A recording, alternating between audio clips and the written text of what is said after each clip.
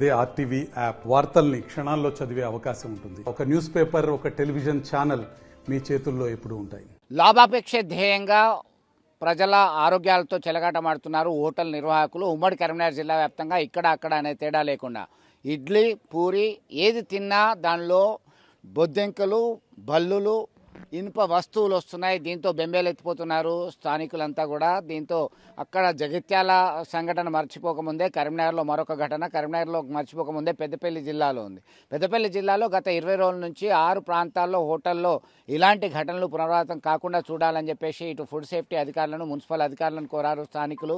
ఇలా అయితే ప్రజల ఆరోగ్యం దెబ్బతీయడం ఖాయం. హోటల్ నిర్వాహకులు నిర్లక్ష్యంగా వ్యవహరిస్తున్నారు, పరిశుభ్రత పాటించట్లేదని చెప్పి అందిన ఫిర్యాదు మేరకి మున్సిపల్ అధికారులు తనిఖీలు చేశారు. వివిధ ప్రాంతాల్లో 5 హోటళ్లను సీజ్ చేశారు. వివిధ ప్రాంతాల్లో అపరిశుభ్రమైనటువంటి పాత్రలు, అపరిశుభ్రమైనటువంటి వాతావరణం ద్వారా బొద్దింకలు, ఇతర పురుగులు తిరుగుతున్నాయని గుర్తించారు. దీంతో వాటికి సీజ్ చేశారు. ఇలాంటి పరిస్థితి పునరావృతం అయితే కఠిన చర్యలు తప్పు అని హెచ్చరికలు జారీ చేశారు.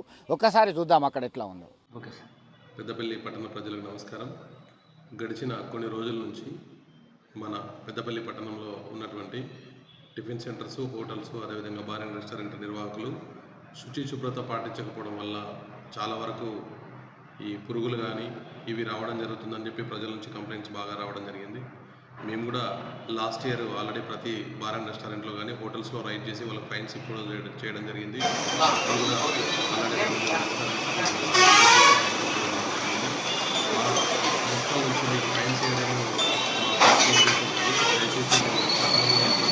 ఫైన్స్ అదేవిధంగా టిఫిన్ సెంటర్ నిర్వాహకులకు మీరు చేసే విజ్ఞప్తి ఒకటి, మీరు మీ దగ్గరికి వచ్చే కస్టమర్లకు శుభ్రతతో నాణ్యమైన ఆహారం అందించాల్సిన అవసరం ఉంది.